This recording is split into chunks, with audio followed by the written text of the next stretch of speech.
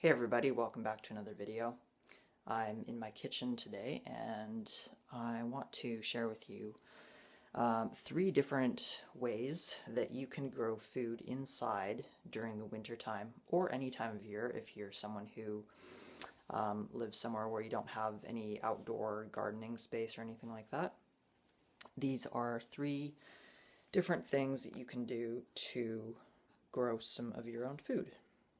So the first thing that you can do, and this is probably the easiest way to grow some food inside, is to do sprouting. Um, Basically, all you need is one of these wide mouth jars that you can get pretty much anywhere. You can get these special sprouting lids, which are really nice, that have holes, and they make the job much simpler. Otherwise, you can use cheesecloth or just any other thing where you can that you can put over the mouth of the jar and be able to put water into it. Because basically all you do is you have to soak the seeds for a few hours, and then you just rinse them twice a day.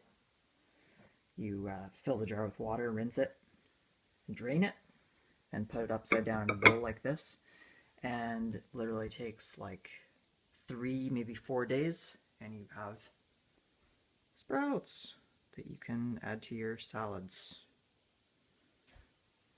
Alright, the next thing I want to talk about is microgreens. This is the first year that I've experimented with growing microgreens, and it's been really fun. My mom had purchased this light kit system a few years ago, and we had used it she had used it for starting seeds indoors. But it was just sitting in the garage, and I thought, well, might as well bring this in and try growing some microgreens in it. You don't necessarily have to have like a fancy thing like this, but it does work really well.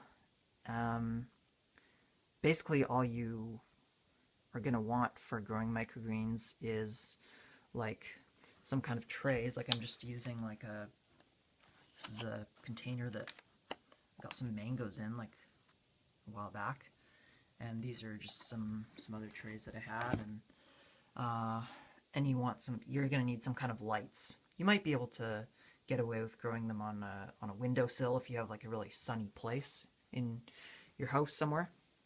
I haven't tried that. But otherwise you're going to want some kind of artificial light. And yeah, again, like it's pretty easy. Like you just put some soil, some potting soil, or seed starting soil in, and for that you can just make your own by mixing up some coconut coir and perlite and a little bit of compost. And then, yeah, you just sprinkle some seeds. I've been doing broccoli. This is broccoli, and these are radishes, and these are about a week old. So this is like, you know, just to give you an idea, they grow really fast. I usually harvest them in about 10 days. So in a few days I'll be harvesting them. And yeah, I've found that it works well to sprinkle the seeds really, really densely and to get these kinds of yields. Maybe I'll just lift this up so you can get a better view. Yeah. And then, you know, you want to have like a bottom tray that holds water so that you can bottom water. I find that that works better to just pour water into the bottom and then allow it to be kind of sucked up from the bottom. I find that that works better than using a spray bottle to spray from the top, because when you do that, it just kind of flattens the microgreens and just makes them wet, and I think it's not that great. So yeah, that's what I've found for microgreens that works well. All right, and the last thing that I want to talk about in this video is this thing that I've set up this year, which is my seed starting shelf. And this is something that you can do to get a head start on planting different things outside. I set this up in January, and I got these tube lights. They're not like any kind of special gardening grow lights or anything. They're just regular shop LED lights that I got super cheap, and you can probably find these fairly affordably at any hardware store. But I just rigged them up to these slabs of wood and then hanging them with hooks, and you can get a lot of things started in a small amount of space like this. So I've got lettuces that I've started. I've got some tomatoes that haven't come up yet. I've got some basil, more lettuces, and then some other things that I'm waiting for to come up here. And some more lettuces down here. Peas.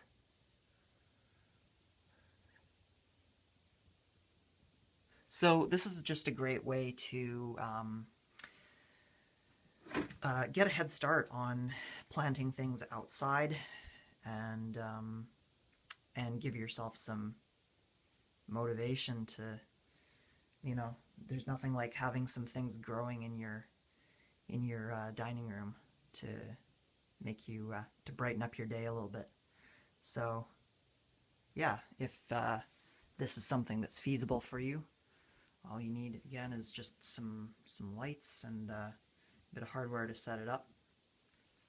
The shelving unit, which I already had, but again, you could probably find that pretty affordably at a hardware store. And that's about it. So I hope you guys like this video. I hope it gives you a little bit of, gives you some ideas of things you can do and some inspiration to grow some things. And let me know if you have any comments or questions, as always, and I will see you again soon in another video.